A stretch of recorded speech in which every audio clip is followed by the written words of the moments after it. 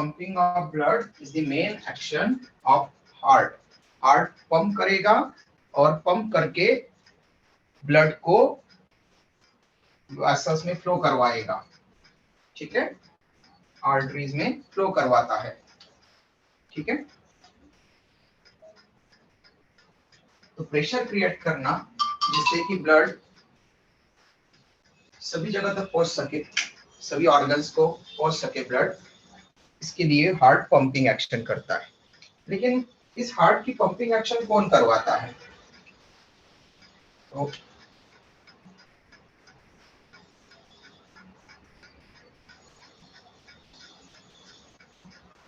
Heart की जो action है, फिजियोलॉजी है, फंक्शनिंग है, वो कौन परफॉर्म करवाता है? क्या नर्वस सिस्टम हमारे हार्ट को डायरेक्ट कंट्रोल करता है? तो हम कहेंगे नहीं।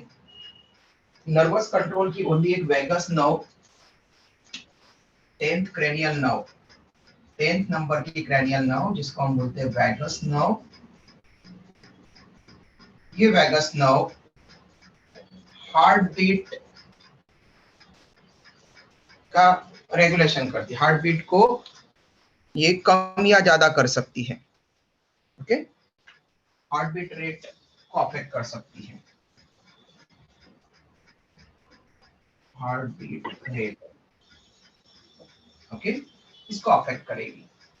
ये हार्ट बीट ऑन या ऑफ नहीं कर सकती, हार्ट को स्विच ऑन या स्विच ऑफ नहीं कर सकती, ओके। तो हमारा हार्ट नर्वस कंट्रोल के अंडर में नहीं है, नर्वस कंट्रोल नहीं है हमारे हार्ट पर, ओके। वो बस ओनली हार्ट बीट कम या ज्यादा करवा सकता है, ठीक है, ब्लड प्रेशर बढ़ा या कम कर सकता है, लेकिन हार्ट बीट जनरेट करना, ओके, हार्ट बीट बनाना, वहां पर हार्ट बीट जनरेट करना, पंपिंग एक्शन करवाना हार्ट की, ये रोल नहीं है नर्वस सिस्टम का।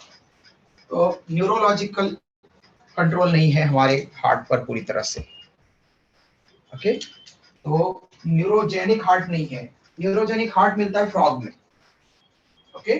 फ्रॉग में नर्वस सिस्टम पूरा कंट्रोल करता है, हार्ट बीट कब होना चाहिए कब नहीं होना चाहिए, हार्ट बीट कब करना चाहिए कब नहीं करना चाहिए। लेकिन हमारे इसमें ये एक्शन होती है मायोजेनिक, हमारा हार्ट है मायोजेनिक,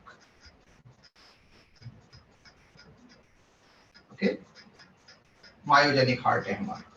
मायोजेनिक हार्ट का मतलब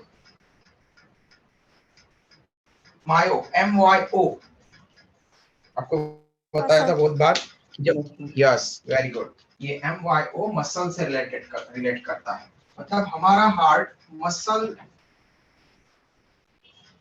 से ऑन या ऑफ होता है, हार्ट बीट जो होती है वो कंट्रोल करती है मसल, कार्डियक मसल्स। तो हमारे हार्ट को functioning of heart is controlled by muscles,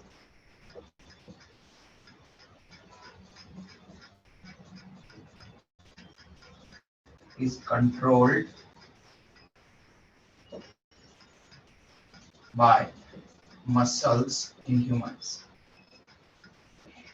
तो हमारे हार्ट पर मसल का ज्यादा कंट्रोल होता है, इसलिए हमारा हार्ट मायोजेनिक हार्ट है, ओके। फ्रॉग का हार्ट न्यूरोजेनिक है। तो मायोजेनिक हार्ट होने से क्या हो जाएगा कि कभी नर्वस सिस्टम इसको बंद या चालू नहीं करेगा।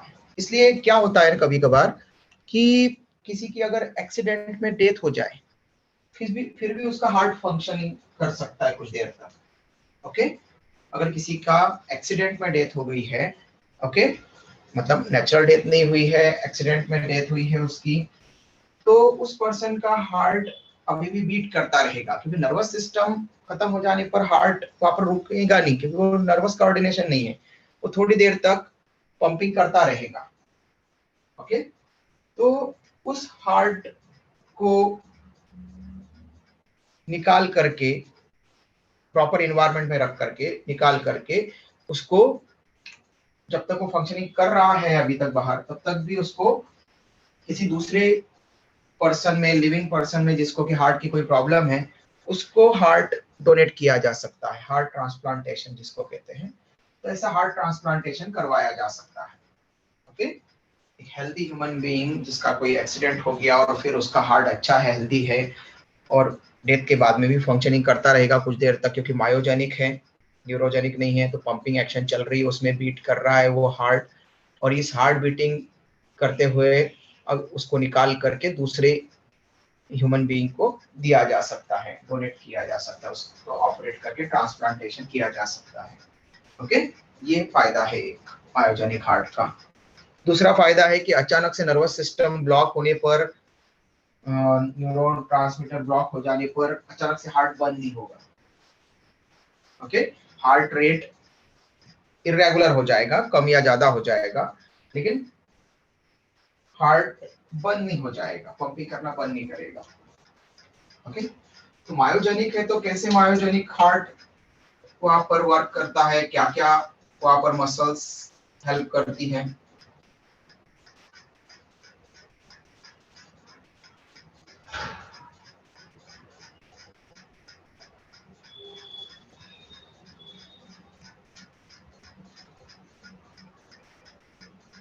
ये हो गए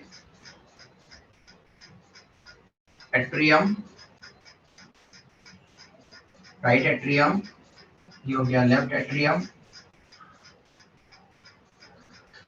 ये उनकी वॉल एट्रिया की।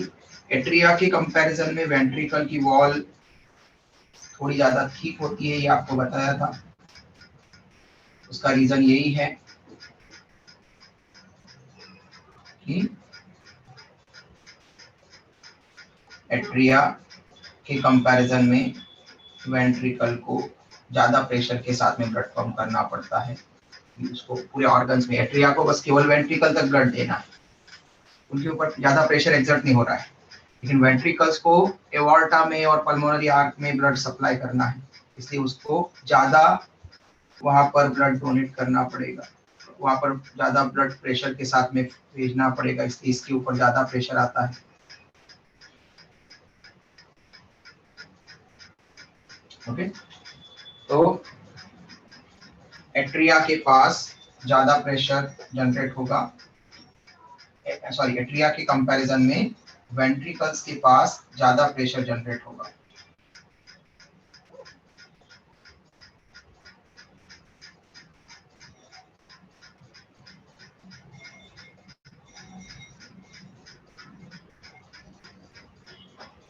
मसल का कैसे इनके ऊपर कंट्रोल रहता है, तो यहाँ पर फिजियोलॉजिकली फंक्शनिंग के लिए सबसे पहले यहाँ पर एक होता है राइट अपर पार्ट में, एट्रियम के राइट अपर पार्ट में, राइट एट्रियम के अपर पार्ट में एक मसल्स का मास एक्युमुलेट होता है, ओके, बाय बर्थ, और उसको हम बोलते हैं SA node, SA node. SA node का फुल फॉर्म है sino auricular node, sino auricular node.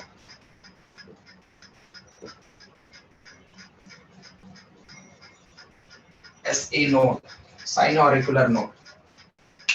Okay, इसको पेस मेकर ऑफ हार्ट ये भी रिप्रेजेंट करते हैं।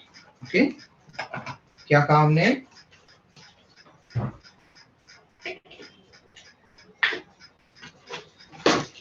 Pace maker of heart, heart का पेस मेकर मतलब हार्ट बीट किस रेट से हार्ट जो है वो बीट करेगा, वो ये डिसाइड करता है, पेस मेकर ऑफ हार्ट, और बीट करेगा ये भी डिसाइड करता है। अगर ऐसे नोड खराब हो जाए तो हार्ट बीट करना में, हार्ट बीट में प्रॉब्लम हो सकती है, इरेगुलरिटीज आती है, और अगर पूरा ऐसे नोड पूरा डिस्ट्रॉय हो जाए तो हार्ट बीट करना बंद कर देगा।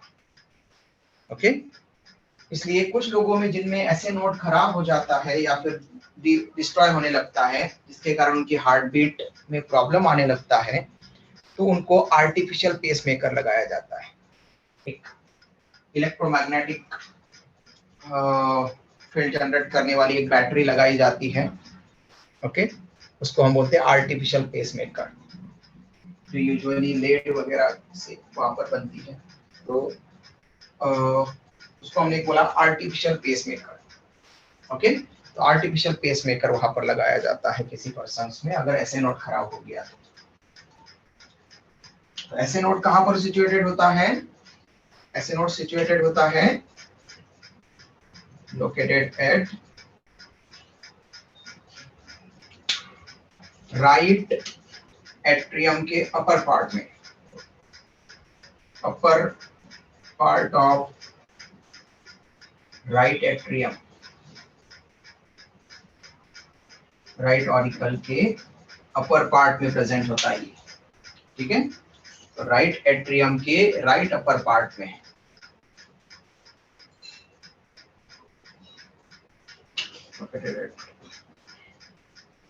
Right upper part of right atrium, ठीक है। राइट कॉर्नर में, राइट अपर पार्ट में राइट एट्रियम के प्रेजेंट है। फिर दूसरा नोड होता है मसल से बना हुआ ही, इसको हम कहेंगे एवी नोड।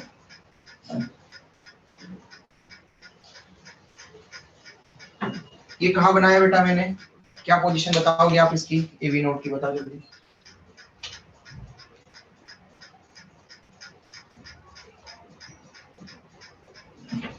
कहाँ प्रेजेंट है कैसे बताओ? Right lower part of right atrium. जैसे मैंने यहाँ पर बोला है वैसे, हाँ बोलो बेटा अद्वितीश, बराबर बोल रहा। Right lower part of right atrium. Right lower part, right lower part है क्या वो? हाँ ये हो गया ना राइट पार्ट। हाँ लेफ्ट कॉर्नर पर है, left lower part of right atrium. AV node, AV node का फुल फॉर्म है एट्रियोवेंट्रिकुलर नोड। तब एट्रियम और वेंट्रिकुलर के सेप्टम के पास में है इसलिए उसको बोलते हैं, और वो एट्रिया से सिग्नल लेगा और वेंट्रिकल को कॉन्ट्रैक्ट कराने का सिग्नल भेजेगा, इसलिए इसको बोलते हैं atrioventricular node, AV node, okay clear. इसको कुछ लोग हार्ट ऑफ हार्ट भी बोलते हैं एवी नोड को, ओके। क्यों? क्योंकि अगर ये एट्रियम से ये सिग्नल नहीं लेगा, ठीक है, तो एवी नोड पर सिग्नल नहीं आए तो कोई फंक्शनिंग नहीं हो, क्लियर। एवी नोड पर सिग्नल आते हैं तभी वेंट्रिकल पंप करते हैं ब्लड को, और तभी ऑक्सीनेटेड ब्लड जाता है। तो हार्ट जो पंपिंग करने वाला है वो पंपिंग के लिए एवी नोड पर इंपल्स आना जरूरी है, एवी नोड का फंक्शन करना जरूरी है, इसलिए कुछ लोग एवी नोड को हार्ट ऑफ हार्ट ये भी बोलते हैं। लोकेशन हमने कहा ये कहां पर है, इसकी location left lower part of right atrium, right atrium के लेफ्ट लोअर पार्ट में है एवी नोड। फिर इस एवी नोड से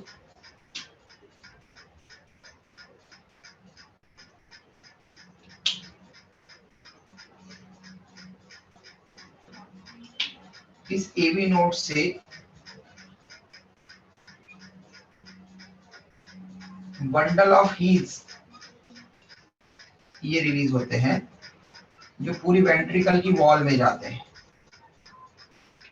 okay, bundle of heels.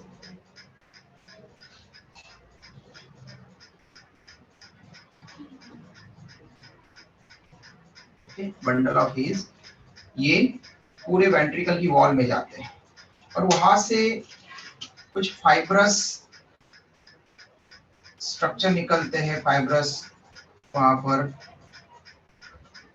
Thread like ऐसे स्ट्रक्चर निकलेंगे जो पूरे वेंट्रिकल की वॉल को ठीक है, ये वेंट्रिकल के सेंट्रल सेप्टा में जा रहे हैं, बस ये बाहर की वॉल में, ये पूरे चेंबर में, ये पूरे चेंबर में जा रहे हैं, यहाँ से सिग्नल लेकर के जाएंगे यहाँ से। तो जो एवी नोड का सिग्नल, ऐसे नोड का सिग्नल है, वो एवी नोड पर और एवी नोड से बंडल ऑफ हीस पर और बंडल ऑफ हीस से फिर इन फाइबर्स पर, जिनको हम बोलते हैं पुर्किंजेस फाइबर, ये पुर्किंजे फाइबर इस तरह से अरेंज रहते हैं पूरे हार्ट पर, कंट्रोल रहता है मतलब इनका पूरे। तो ये जो हमने बनाए हैं ये है पुर्किंजेस फाइबर।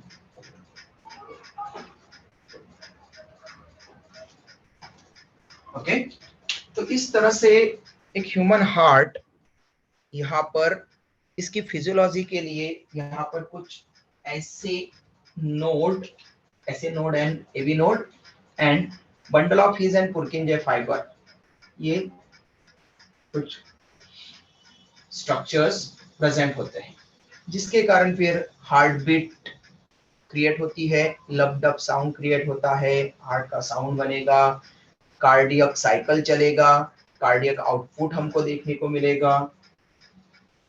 ये सब टर्म्स उसकी फिजियोलॉजी पर बेस्ड। स्क्रीनशॉट ले लो बेटा, यहाँ तक किसी को कोई डाउट है तो पूछ लो, फिर हम वहां पर इसके बेसिस पर देखते हैं क्या कैसे फंक्शनिंग होगी। Done done sir.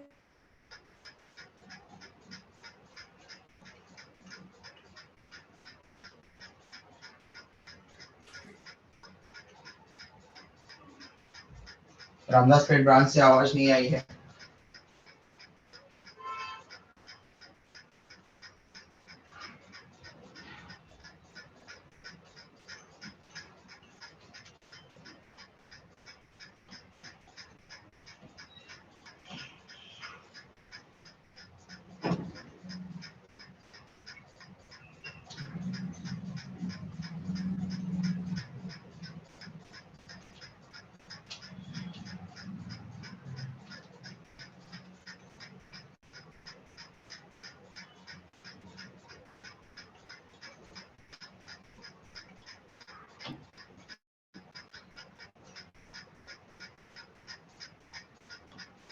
नेक्स्ट, अब मेन यहाँ पर जो फंक्शनिंग होने वाली है वो है कि हार्ट साउंड कैसे क्रिएट होगा, ब्लड कैसे पंप होगा, ठीक है, और कितना ब्लड पंप होगा एक हार्ट बीट में, ये सब डिपेंड करता है इन स्ट्रक्चर पर।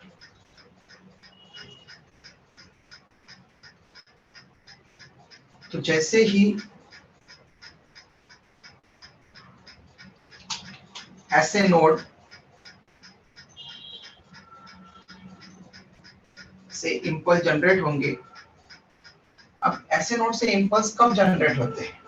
सबसे पहली बात, ऐसे नोड से इंपल्स कब जनरेट होते हैं? तो ऐसे नोड से इंपल्स तब जनरेट होते हैं जब inferior vena cava and superior vena cava, इनसे ब्लड, डीऑक्सीनेटेड ब्लड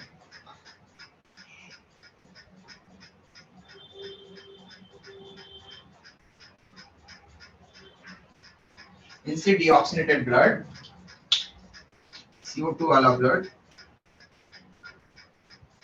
यहाँ पर भरने लग जाता है और उस सेम टाइम पर पल्मोनरी वेन और इच पल्मोनरी वेन की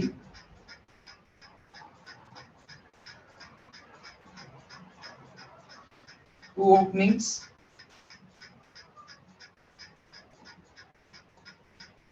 इस तरह से टू पल्मोनरी वेन्स की 4 ओपनिंग से वहां पर ऑक्सीनेटेड ब्लड आने लग जाता है। तो साइमल्टेनियसली O2 और CO2 वाला blood, oxygen 100% oxygen containing haemoglobin वाला ब्लड वहां पर जब आ रहा है, ठीक है, हम रेस्पिरेशन वाले चैप्टर में पढ़ चुके हैं कि 100% हीमोग्लोबिन 97% ऑक्सीजन के साथ में बाइंड हो जाता है। तो जब हीमोग्लोबिन पूरी तरह से सैचुरेटेड है, एक हीमोग्लोबिन की चारों चेन पर alpha, alpha dash, beta, beta dash, इनके ऊपर एक एक ऑक्सीजन मॉलिक्यूल जुड़ चुका है, हर एक चेन पर Hb4O2 बन चुका है, तो वो ऑक्सीनेटेड ब्लड कहलाएगा। लेकिन ऐसा जहां से कि सेल्स ने 50% ऑक्सीजन ले लिया है और अब वहां पर हीमोग्लोबिन के साथ में O2 के साथ में CO2 जुड़ा है 25% हीमोग्लोबिन के पास में। ओके, 25% हीमोग्लोबिन के साथ में CO2 जुड़ चुका है वहां पर। ओके, 25% हीमोग्लोबिन के साथ में CO2 जुड़ चुका है। तो ऐसी कंडीशंस में उसको हम बोलेंगे CO2 मतलब डीऑक्सीनेटेड ब्लड, कि ऑक्सीजन उसमें से कुछ निकाल लिया गया है। तो deoxygenated blood inferior vena cava and superior vena cava से आएगा। राइट पार्ट ऑफ एट्रियम में डीऑक्सीनेटेड ब्लड आता है, आपको पता है राइट पार्ट ऑफ हार्ट में पूरे और लेफ्ट पार्ट ऑफ हार्ट में ऑक्सीनेटेड ब्लड आता है। तो जैसे यहाँ पर, तो यहाँ पर तब तक ये वॉल्स बंद है। यहाँ पर जो वॉल्स है, राइट के लिए ट्राइकस्पिड और लेफ्ट मतलब बाया, तो बाइकस्पिड। ओके, तो ट्राइकस्पिड एंड बाइकस्पिड वॉल के कारण ये अभी बंद है। ठीक है, यहाँ पर ट्राइकस्पिड वॉल है और यहाँ पर बाइकस्पिड वॉल है, इसके कारण ये बंद है। तो अभी वेंट्रिकल्स में ब्लड नहीं है। अभी ब्लड आया कहाँ पर, हम शुरुआत से बात कर रहे हैं, स्टार्टिंग से, कि पहली बार जब ब्लड वहां पर ब्लड यहाँ पर आया तो यहाँ से कैसे गया होगा और हर बार कैसे होता है फिर। तो जैसे ही ब्लड यहाँ पर आया, दोनों एट्रिया एक साथ में फुल हो जाते हैं। जैसे ही दोनों एट्रिया फुल हो जाएंगे, क्योंकि यहाँ पर तो ये वॉल के कारण तो ये बंद है, अभी रास्ता ये बंद है। Okay, atrioventricular valve. Okay, atrioventricular wall, वहां पर राइट एट्रियम और राइट वेंट्रिकल के बीच में tricuspid wall and left atrium and left ventricle के बीच में बाइकस्पिड वॉल प्रेजेंट है। तो ये जो वॉल है यहाँ पर, ये वॉल अभी बंद है इसलिए ये पूरा का पूरा ब्लड यहीं पर भरा जाएगा, ऑक्सीडेटेड और डीऑक्सीडेटेड। और ये दोनों भरने के बाद फुल हो जाएंगे, और जैसे ही फुल हो जाएंगे तो डीऑक्सीडेटेड ब्लड से पूरा फुल हो गया, तो इसका फुल हो जाने के बाद, एट्रियम फुल हो जाने के बाद इसके ऊपर प्रेशर आएगा ऐसे नोड पर, और ऐसे नोड अब इंपल्स जनरेट करने लगेगा कि अब ये फुल हो चुका है, इसको अब वेंट्रिकल में जाना चाहिए। ओके, तो ये इंपल्स यहाँ पर रिलीज किए जाएंगे, और इन इंपल्स के कारण ये इंपल्स वॉल के पास में भी जाएंगे, एज वेल एज ये इंपल्स एबी नोड के पास में भी जाएंगे। ठीक है, तो जैसे इंपल्स यहाँ पर पहुंचेंगे वॉल के पास में, तो वॉल्स ओपन होना शुरू होंगे। इधर के वॉल्स अगर ओपन हुए तो इधर के वॉल्स ओपन होंगे, क्योंकि ये वॉल यहाँ पर दोनों एट्रिया के बीच में सेप्टम है, वॉल है। ओके, WALL वॉल, और ये वॉल्व्स, VALVES वॉल्व्स हम बोल रहे हैं। तो इधर पर भी पहुंचेगा, मतलब सेम टाइम पर ये दोनों के दोनों वॉल्स ओपन होंगे, एट्रियोवेंट्रिकुलर वॉल्स, यहाँ का ट्राइकस्पिड, यहाँ के बाइकस्पिड, ये ओपन होंगे, और ओपन होकर के CO2 वाला ब्लड राइट वेंट्रिकल में जाएगा। ठीक है, राइट वेंट्रिकल में CO2 वाला ब्लड जाएगा, और लेफ्ट वेंट्रिकल में O2 वाला ब्लड जाएगा। तब तक ये जो सिग्नल यहाँ पर गए हैं एवी नोड पर, ये एवी नोड से सिग्नल पास होकर के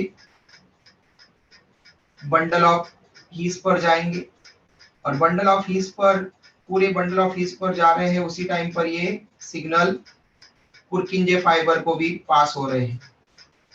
तो bundle of His and पुरकिंजे fibre ये इंपल्स लेकर के वेंट्रिकल की वॉल को कॉन्ट्रैक्ट करवाएंगे। जब तक ये सिग्नल जा रहे हैं तब तक ये ब्लड पूरा भरा जा रहा है, ये CO2 से पूरा भर जाएगा, ये O2 से भर जाएगा साइमल्टेनियसली दोनों, और उसी टाइम पर कॉन्ट्रैक्शन के सिग्नल आ चुके हैं, इंपल्स आ चुके हैं। ये कॉन्ट्रैक्शन के इंपल्स पूरे चेंबर को मिलेंगे, दोनों राइट एंड लेफ्ट वेंट्रिकल को, और इस तरह से वेंट्रिकल्स भी कॉन्ट्रैक्ट होंगे। और जब वेंट्रिकल कॉन्ट्रैक्ट होंगे तो यहाँ के सेमिलुनर वॉल्स ओपन होंगे, और सेमिलुनर वॉल्स ओपन होंगे तो CO2 वाला ब्लड पल्मोनरी वेन में जाएगा। ओके, CO2 वाला ब्लड पल्मोनरी आर्क में जाएगा, और पल्मोनरी आर्क आगे जाकर के pulmonary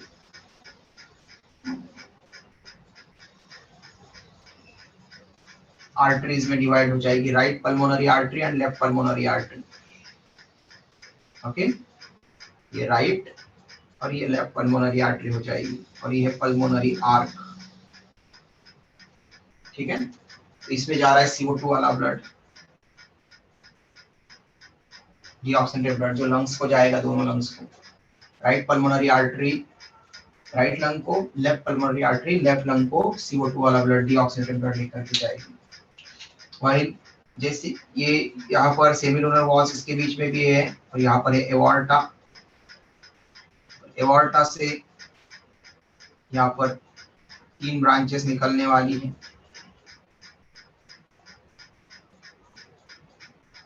coronary artery, carotid artery and systemic artery, जिसको हमने कल ABC कहा था। तो ये ग्रेटर आर्टरी एवॉर्टा, इसमें ऑक्सीनेटेड ब्लड पंप कर दिया गया। ठीक है, तो हार्ट में ये जो ब्लड पंप हो रहा है उसके लिए वॉल्व ओपन करने के लिए सिग्नल कहाँ से आ रहा है? तो सिग्नल आ रहा है SA नोड से मेनली, और SA नोड सिग्नल कब, इंपल्स कब देता है? जब खुद एट्रिया फुल हो जाते हैं ब्लड से। जैसे एट्रिया फुल हो जाएंगे, दोनों एट्रिया फुल हो जाते हैं ब्लड से, एक साथ में फुल हो जाएंगे, एक साथ में ही ब्लड आता है। सबका वॉल्यूम अबाउट 70 ml होता है, हर चैम्बर का वॉल्यूम अबाउट 70 ml होता है, इसलिए उसमें 70 ml ब्लड आते से ही वो फुल हो जाएंगे, और फुल होकर के आपको ऐसा नहीं देखना है कि सर ये छोटे दिख रहे हैं वहां पर चैम्बर और ये बड़े दिख रहे हैं, नहीं, ऐसा नहीं है। ये गर्थ में बड़े हैं, ये विड्थ में बड़े दिख रहे हैं आपको, इलॉन्गेटेड है, ऐसे कोनाइकल शेप दिख रहे हैं आपको ये। ओके, जबकि ये पूरे राउंड शेप है। तो एरिया यहाँ पर इनका वॉल्यूम अबाउट 70 ml है सबका, सभी चैम्बर एक जैसे हैं। ओके, उनका वॉल्यूम 70 ml के आसपास है, इसलिए एक टाइम पर अबाउट 70 ml ब्लड डीऑक्सीनेटेड और ऑक्सीनेटेड 70 ml इधर आएगा, और उससे जब ये ओपन होंगे तो 70 ml जाएगा। तो वॉल्यूम बराबर है, इसलिए उतने ही ब्लड में वो फुल हो जाएंगे, जितने में एट्रिया फुल हुए थे उतने ही ब्लड में वेंट्रिकल भी फुल हो जाते हैं। ओके, तो ये एट्रिया फुल हो जाने पर ऐसे नोड से इंपल्स निकलेंगे कि एट्रियोवेंट्रिकुलर वॉल को ओपन करो, साथ में वो सिग्नल AV नोड पर भी जा रहे हैं, और AV नोड से पुर्किन बंडल ऑफ हीज, और बंडल ऑफ हीज से पुर्किन फाइबर पर। ओके, तो जब तक वो ब्लड वेंट्रिकल्स में जा रहा है और वेंट्रिकल फुल हो रहे हैं, तब तक सिग्नल भी जा रहे हैं वेंट्रिकल्स की वॉल तक, वो कॉन्ट्रैक्ट करवा देंगे। जैसे फुल हो जाएंगे ये कॉन्ट्रैक्ट करवा करके आर्टरीज में पहुंचा देंगे। तो डीऑक्सीनेटेड ब्लड CO2 में जाता है, डीऑक्सीनेटेड ब्लड CO2 वाला ब्लड पल्मोनरी आर्क में जा रहा है, पल्मोनरी आर्टरीज में, इसलिए हम स्टेटमेंट लिखते हैं कि all arteries carry oxygenated blood accept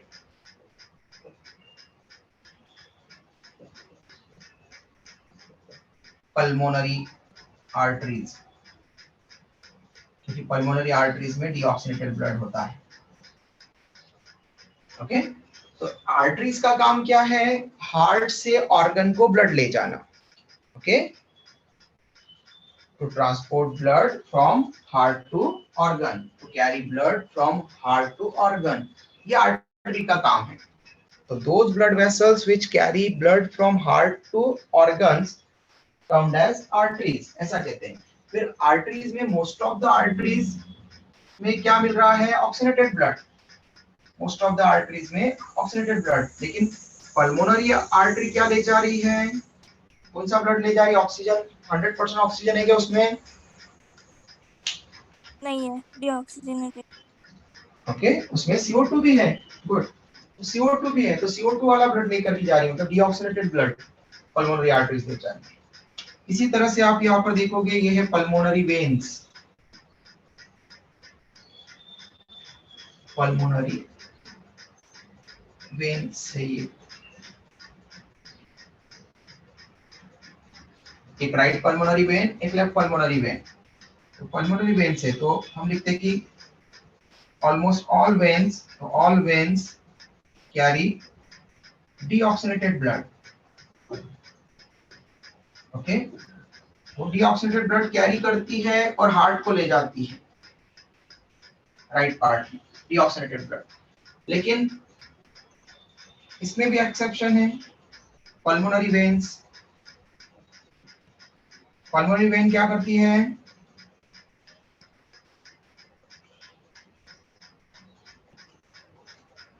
क्या वो भी डीऑक्सीनेटेड ब्लड कैरी करती है क्या?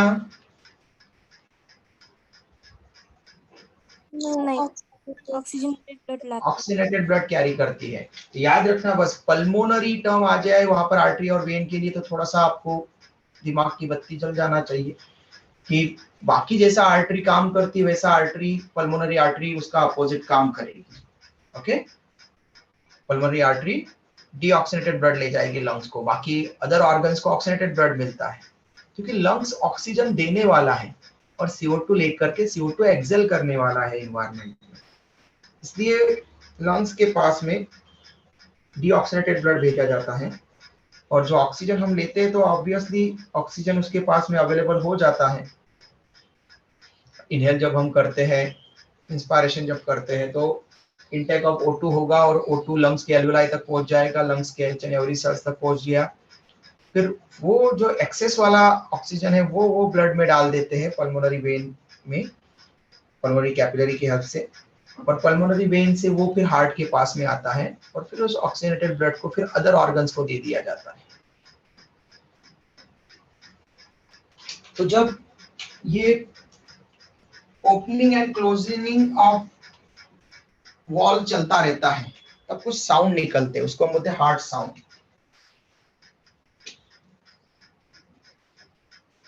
Heart sound. तो जब फिजियोलॉजी हम देखते हैं तो हार्ट में कुछ साउंड प्रोड्यूस होते हैं फिर, ओके।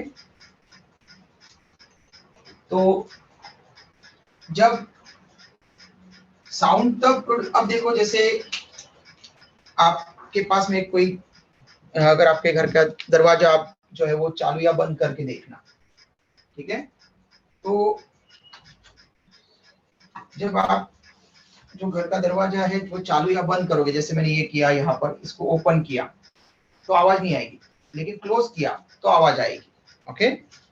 जैसे इसको रजिस्टर है ये, तो जैसे आपने इसको, जैसे डोर है, दरवाजा है, उसको ऑन किया, ओपन किया तो आवाज नहीं आई, लेकिन क्लोज किया तो आवाज आएगी, ओके। तो उसी तरह से जो साउंड प्रोड्यूस होंगे उनको कंसेप्ट आपको ध्यान रखना है। आपको ऑप्शन आते हैं कि कैसे प्रोड्यूस होते हैं साउंड। तो सबसे पहली बात तो ये ध्यान रखना है कि due to closure of valves, valve जब बंद होते तब आवाज आती है, ओपन होंगे तब कोई आवाज नहीं आएगी। तो जो डॉक्टर स्टेथोस्कोप लगा करके हार्ट बीट सुनते रहते हैं, हार्ट का साउंड सुनते रहते हैं, लब डब लब डब लब डब, ठीक है, वो जो साउंड सुनते रहते हैं वो कैसे, किससे प्रोड्यूस होता है, due to closing of valves. अब कौन से वॉल्व बंद होने पर कौन सा साउंड निकलता है वो हम देखते हैं। तो एक हार्ट बीट में दो साउंड निकलते हैं, टू साउंड्स जनरेट होते हैं पर हार्ट बीट, एक हार्ट बीट में दो साउंड जनरेट होते हैं। पहला साउंड, फर्स्ट साउंड होता है लब, ओके, लब साउंड, LUBB लिखा है, लब साउंड। तो ये लब साउंड कैसे प्रोड्यूस होता है, ड्यू टू क्लोजर ऑफ और क्लोजिंग ऑफ, ठीक है, क्लोजर, ध्यान रखना वॉल्व बंद होंगे तभी। तो सबसे पहला साउंड हो रहा है लब प्रोड्यूस। तो सबसे पहले कौन से ओपन हुए थे वॉल्स? सबसे पहले वॉल्स कौन से ओपन हुए थे? Tricuspid. Bicuspid and tricuspid wall दोनों एक साथ में ओपन हुए थे, ठीक है। तो बाइकस्पिड एंड ट्राइकस्पिड ओपन हुए थे, तो जो सबसे पहले ओपन हुआ है वो सबसे पहले क्लोज होगा। ओके, तो bicuspid and tricuspid wall close होते हैं तब आवाज आता है, दोनों एक साथ में बंद होंगे उसका आवाज आता है लब, ठीक है। और उन दोनों को एक साथ में हम बोलते हैं एट्रियोवेंट्रिकुलर वॉल। एट्रिया और वेंट्रिकल्स के बीच में है, therefore due to closing of atrioventricular valve. Okay, मतलब बाइकस्पिड एंड ट्राइकस्पिड वॉल।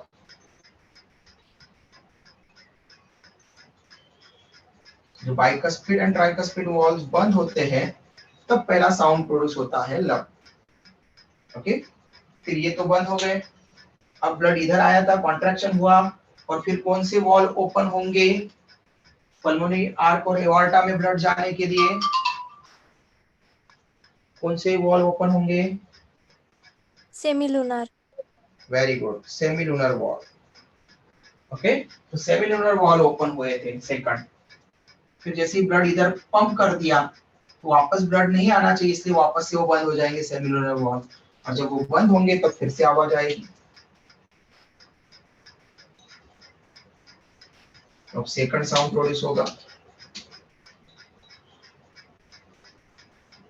और सेकंड साउंड जब सेमिलुनर वॉल को क्लोज होते हैं तब साउंड आता है डब।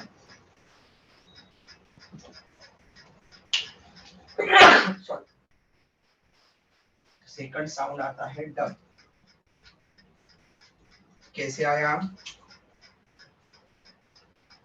ड्यू टू क्लोजनिंग और क्लोजर ऑफ, कौन से वॉल बंद हुए? अब कौन से वॉल बंद हुए? Semilunar valve.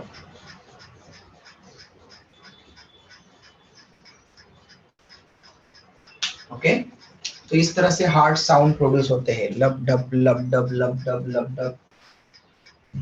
ओके, तो एक हार्ट बीट में दो साउंड आते हैं, पहला साउंड आता है लब, फिर आता है डब। लब और डब दोनों हो गए, मतलब एक हार्ट बीट हो गई कंप्लीट। ओके, स्क्रीनशॉट ले लो बेटा, यहाँ तक किसी को कोई डाउट होगा तो पूछ लो। Done sir.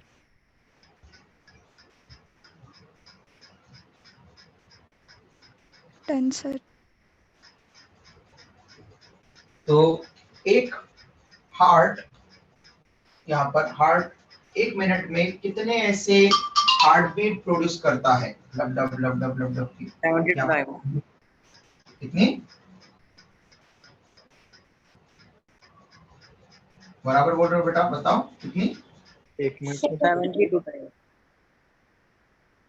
70 से 75 के बीच में। ओके, कभी कभार एवरेज पूछ लिया आपको वहां पर, उनका भी अगर, तो आप वहां पर 70 टू 75 हार्ट बीट्स लिखो। लेकिन अगर आपको और भी अगर वहां पर एक ही नंबर अगर आपको देना हो तो 72 जनरली कंसीडर कर लेते हैं। 70 से 75 हार्ट बीट्स पर मिनट एक normal healthy adult human being में हार्ट बीट रेट होता है। तो heart beat rate, normal heart beat rate, normal heart beat rate in adult healthy human being, बच्चों में और भी ज्यादा रहता है heart beat rate.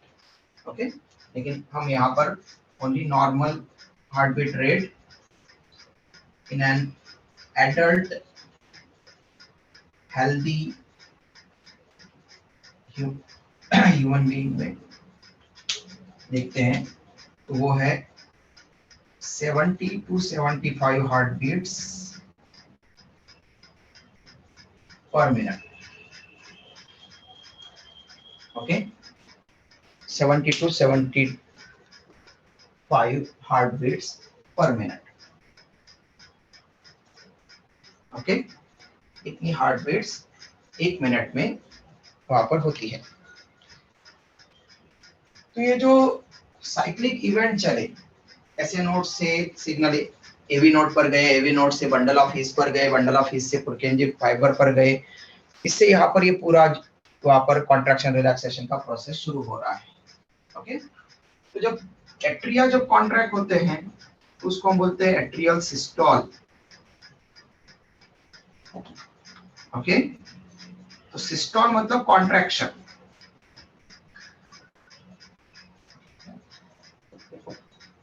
Okay, systole मतलब कॉन्ट्रैक्शन। और जब रिलैक्सेशन होता है, रिलैक्स होते हैं एट्रिया और वेंट्रिकल, तो रिलैक्सेशन के लिए हम टर्म यूज करते हैं यहाँ पर डायस्टोल, डीपोलराइजेशन। ठीक है, तो कॉन्ट्रैक्शन और पोलराइजेशन हम आगे टर्म यूज करेंगे ऐसा हार्ट बीट का, जब हम एक हार्ट बीट के बारे में पढ़ेंगे पूरा। तो डायस्टोल या रिलैक्सेशन, और इसको बोलेंगे depolarisation.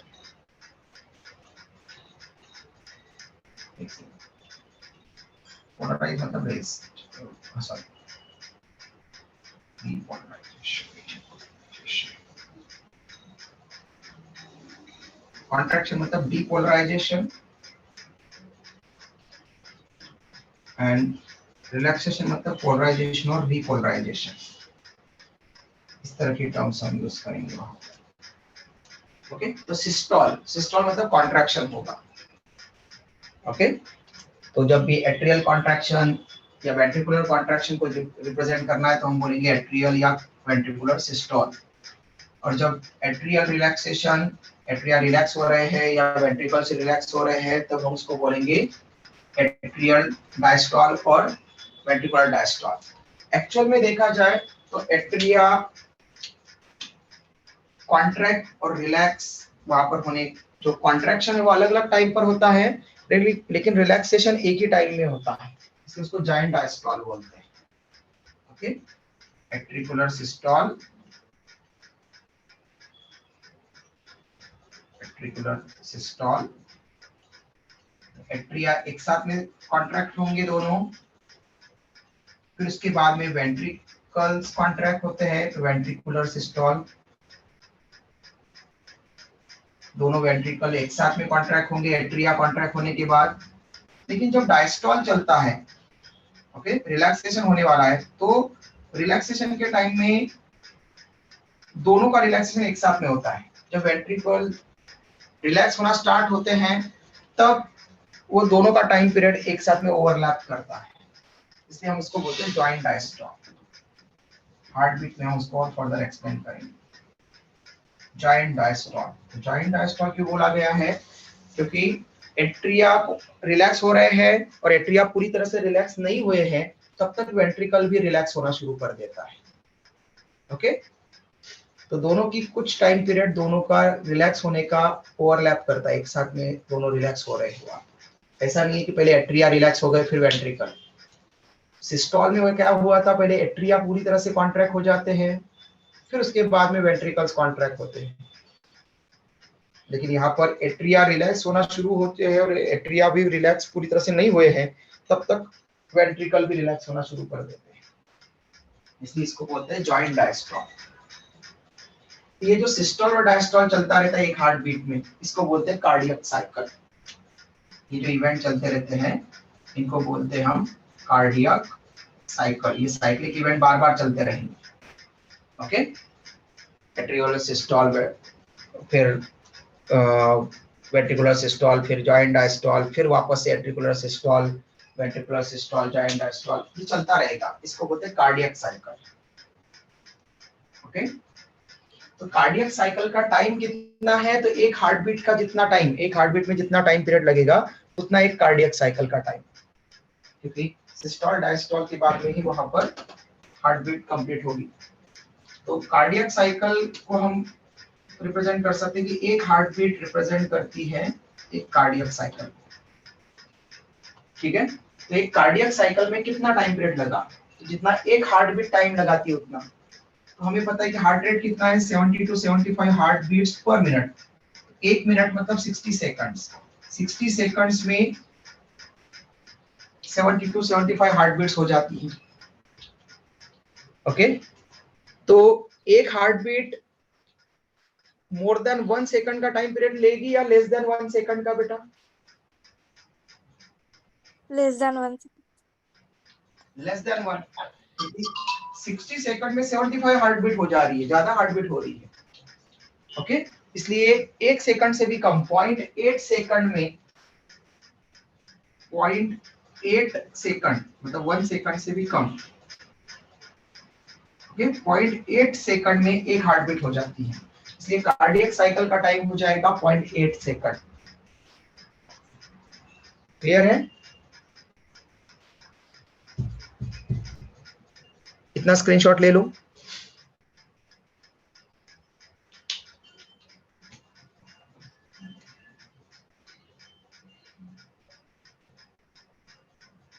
Done sir. Done, sir. Done sir. कल हम पढ़ेंगे कार्डियक आउटपुट के बारे में। ओके, कार्डियक आउटपुट बस जो हार्ट बीट रेट है इनटू स्ट्रोक वॉल्यूम कर देना है आपको, 70 ml पंप होने वाला। तो कार्डियक आउटपुट के बारे में पढ़ लेंगे। फिर हार्ट बीट के जो अलग अलग सेगमेंट्स होते हैं, P Q R S T, उनको ऐसा P Q R S complex और टी वेव इनके फॉर्म में क्यों रिप्रेजेंट करते हैं, कैसे रिप्रेजेंट करते हैं, क्या मीनिंग है उनका, ये हम कल पढ़ेंगे। ओके बेटा, आज के इसमें किसी को कोई डाउट है? कल के टेस्ट के टॉपिक सबको क्लियर होंगे? ओके, जो लोग प्रेजेंट है, अभी ओनली 33% दिख रहे हैं मुझको, कुछ लोग वहां पर प्रेजेंट नहीं है। तो जो स्टूडेंट है सबको टेस्ट टॉपिक क्लियर है ना कल संडे का? Yes sir. है ना? क्योंकि कुछ क्लासेस से मुझको वहां पर मैसेज आता है कि सर एक दो स्टूडेंट को क्लियर नहीं है। ओके, तो आप लोग ये ध्यान रखो बेटा, हम कम से कम 2-3 बार डिस्कस करते हैं क्लास में, तो आप लोग ध्यान रखा करो टॉपिक का। नहीं पता है तो पूछ लिया करो। ओके, क्योंकि अगर मैंने बताने के बाद में टेस्ट के दिन या टेस्ट के एक दिन पहले शाम को मेरे पास में अगर फोन आता है तो फिर ये प्रॉब्लम है। फिर मतलब तब तक आपको टेस्ट तक आप सोते रहते हो क्या? हाँ, जो स्टूडेंट अगर ऐसा ये कर रहे तो क्लास में टाइम पर आना चाहिए ताकि आपको डिस्कशन वहां पर मिलता रहे। तो कौन क्या क्या टॉपिक है बेटा टेस्ट के? Mineral nutrition and digestion and absorption. Okay, clear है सबको? Yes sir. Yes sir. हाँ, ठीक है, ये ध्यान रखो बेटा। ओके, और हम हर वीक में कोई ना कोई स्टूडेंट पूछता ही है, जैसे आयुष है, हिमांशु है, या फिर बहुत सारे स्टूडेंट्स टेस्ट के टॉपिक, या कशिश विश्नानी है, या फिर बहुत सारे स्टूडेंट है ऐसे कि जो टेस्ट के टॉपिक पूछ ही लेते हैं बीच में। तो अगर आपको क्लियर नहीं है तो आप पूछ लिया करो। ओके, लेकिन लास्ट डे पर अगर पूछेगा तो फिर मुझको भी थोड़ा सा गुस्सा आएगा फिर कि अरे 3 बार डिस्कस करने के बावजूद भी टेस्ट का टॉपिक नहीं पता है, मतलब आप क्लास में बराबर नहीं आ रहे हो फिर। ओके, चलो बेटा, ठीक है, बाय, टेक केयर। कल डाउट क्लास रहेगी, हिमांशु का क्वेश्चन है, कल डाउट क्लास होगी बेटा टेस्ट के टॉपिक के लिए। तो आपको जो भी आपको टेस्ट में प्रॉब्लम है, डाइजेशन अब्जॉर्प्शन में, मिनरल न्यूट्रिशन में कुछ भी पूछना है, या फिर किसी भी अदर इसमें जो जो हमारे चैप्टर्स हो चुके हैं उनमें से किसी में भी कुछ भी पूछना है तो आपको कल पूछ सकते हैं। कल डाउट क्लास रहेगी बायो की। Okay, yes sir. चलो बाय बेटा, टेक केयर, बाय कल सर। मिलते हैं। Bye, sir. Bye sir. Bye, sir. Bye sir. Bye बेटा।